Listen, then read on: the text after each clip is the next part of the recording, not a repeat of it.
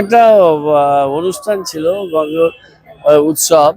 তো শালিনী আমাকে প্রত্যেকবারই বলেন, তো আসবো আসবো করে আসা হয়নি। আজকে একটু টাইমও ছিল, তো এলাম। এখানে দেখলাম শঙ্কর আছে, আমাদের অন্যান্য কাউন্সিলররা কয়েকজন আছেন, দেখা হয়ে গেল, অনুষ্ঠানটা করলাম।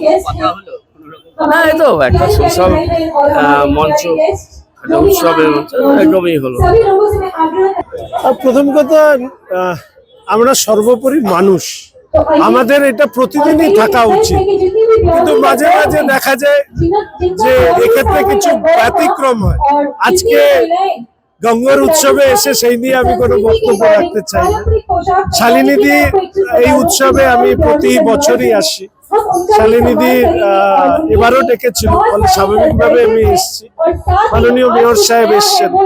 আমি ব্যক্তি জীবনে সৌজন্যতা বজায় রাখতে পছন্দ করি, ক্যামেরার সামনে নয়, ক্যামেরার পিছনে।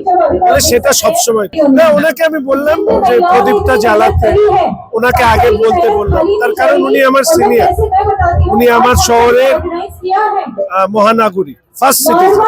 ওনাকে এই সম্মানটা আমার দেওয়ার কর্তব্য, আমি দিই। আর আমি যাকে ভালোবাসি এখনো, আমি তো, উনিও মেয়র ছিলেন, কিন্তু উনি কোনোদিন এই সম্মানটা পাননি মেয়র হিসেবে, সে কথাটাও মনে পড়ে।